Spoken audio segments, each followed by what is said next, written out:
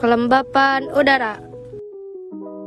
Perkenalkan, kami dari kelompok 8 yang beranggotakan saya Novita Sari, Saya Laudia Cynthia Bella. Saya Muhammad Gian Rafael. Yang pertama ada pengertian kelembaban udara. Kelembaban udara adalah kandungan uap air dalam udara yang berasal dari evaporasi atau penguapan. Kelembaban udara menunjukkan jumlah uap udara yang terkandung dalam udara, kandungan uap air yang terkandung dalam udara. Kandungan uap air ini dipengaruhi oleh suhu udara. Semakin tinggi udara, maka semakin banyak uap airnya. Kelembaban relatif tinggi terjadi pada pagi hari dan kelembaban relatif rendah terjadi pada sore hari. Ada dua jenis kelembapan udara. Yang pertama, kelembapan mutlak atau absolut, yaitu berat uap air dalam 1 gram pada 1 meter kubik udara. Yang kedua ada kelembapan nisbi atau relatif, yaitu persentase atau perbandingan antara jumlah uap air yang dapat ditampung oleh udara tersebut. Selanjutnya ada rumus kelembapan. Untuk mencari kelembapan udara nisbi dapat dilakukan dengan cara kelembapan udara mutlak dibagi dengan nilai jenuh udara dikali 100%. Rumusnya adalah RH sama dengan E kecil per E besar dikali 100%. Keterangan RH adalah kelembaban relatif, E kecil adalah kelembaban, dan E adalah nilai jenuh udara. Adapun contoh soalnya yaitu daerah X bersuhu 22 derajat Celcius, setiap 1 meter kubik udara mengandung 16 gram uap air, sedangkan kemampuan maksimum uap air di udara pada suhu tersebut adalah 20 gram. Hitunglah kelembaban relatifnya.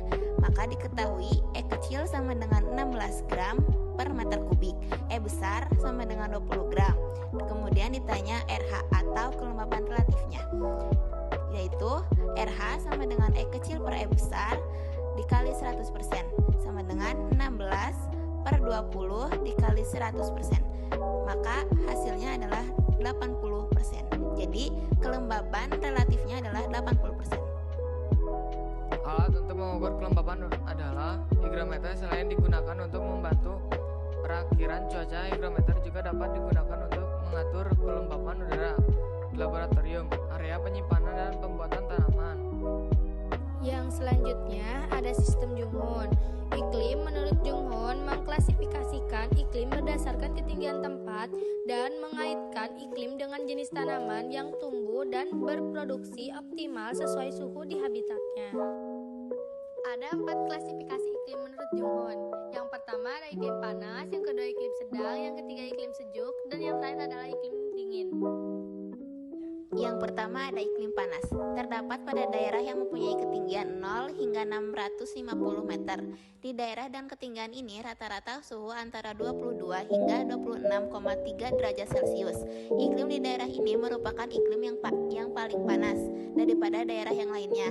Maka dari itu, tidak semua tumbuhan bisa kita tanam, terlebih tumbuhan yang membutuhkan udara dingin.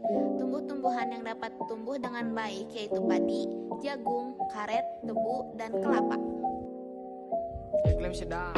Iklim sedang terdapat pada daerah yang mempunyai ketinggian antara 650 hingga 1500 meter. Di daerah ini suhu udara yang akan kita rasakan rata-rata antara 17,1 hingga 22 derajat Celcius. Iklim ini dirasa lebih dingin daripada iklim yang sebelumnya yang dapat tumbuh dengan baik, yaitu tembakau, kopi, dan coklat. Iklim sejuk. Iklim sejuk terdapat pada daerah yang mempunyai ketinggian 1.500 hingga 2.500 meter. Di tempat ini rata-rata suhu udara antara 11,1 hingga 17,1 derajat Celcius. Tumbuhan yang dapat tumbuh dengan baik yaitu teh, kopi, kina, dan sayur-sayuran.